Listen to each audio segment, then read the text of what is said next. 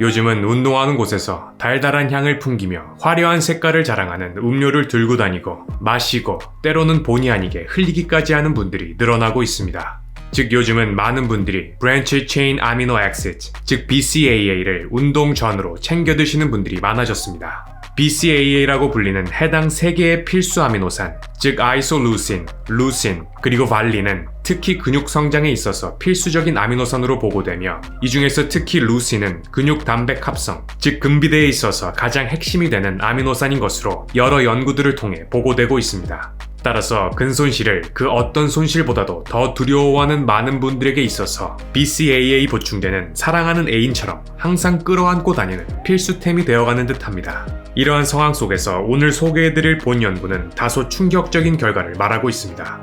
결론부터 말씀드리면 BCAA 보충제의 섭취는 근력 및 근비대뿐 아니라 운동 수행력에 있어서도 유의미한 향상을 나타내지 않는다는 것입니다. 본 연구는 관련 주제의 여러 연구들을 리뷰하는 체계적 고찰 연구로 12개의 선행 연구들을 선정하여 리뷰하였습니다. 선택된 연구들은 BCAA 섭취의 그 중재 기간을 최대 8주까지 진행하였으며 그 하루 평균 섭취량은 19.5g이었습니다. 그 결과 관찰한 대부분의 지표들, 즉 체구성, 여러 혈액 지표들, 그리고 운동 수행력 등에 있어서 통계적으로 유의미한 효과를 나타내지 않는 것으로 보고됩니다. 또한 몇몇 연구들에서는 BCAA 보충제를 섭취할 경우 주관적 근육통이 감소하는 것으로 보고되기는 하지만 혈액 지표의 결과와는 일치하지 않는 것으로 나타났습니다. 즉 해당 결과만으로는 그 효과를 판단할 수는 없지만 주관적 근육통의 감소 효과가 심리적인 부분, 즉 플라시보 효과에 의한 것이라고 보는 것이 더 타당할 것입니다. 정리하면 BCAA 보충제의 섭취는 근력, 근비대, 그리고 운동 수행력 등에 있어서 통계적으로 유의미한 효과를 지니지는 않지만 운동 후 회복 차원에 있어서 다소 효과를 보일 수도 있다는 정도로 정리할 수 있습니다.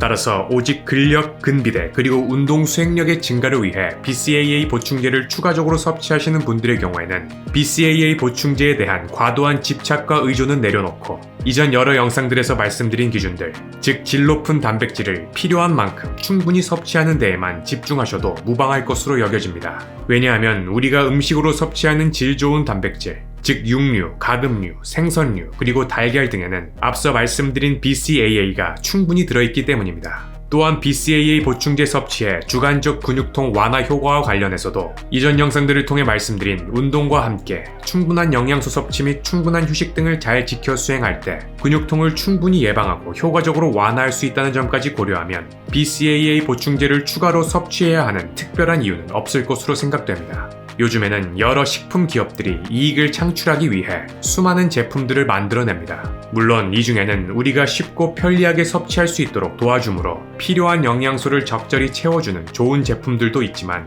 그렇지 않은 제품들도 상당히 많다는 점을 항상 기억해야 합니다. 물론 칼로리 소비가 많은 운동선수들, 대사 기능이 떨어지신 분들, 그리고 불가피하게 식사를 제대로 챙겨 먹지 못하시는 분들의 경우에는 오늘 말씀드린 BCAA 보충제가 도움이 될 수도 있을 것입니다. 하지만 식사를 충분히 잘 챙겨 드실 수 있는 운동을 좋아하는 일반인 분들이라면 아무런 이득 없이 불필요한 지출만을 야기하는 BCAA 보충제와 작별하실 것을 추천드립니다. 오늘은 BCAA 보충제와 헤어져야 하는 이유에 대해 설명드렸습니다.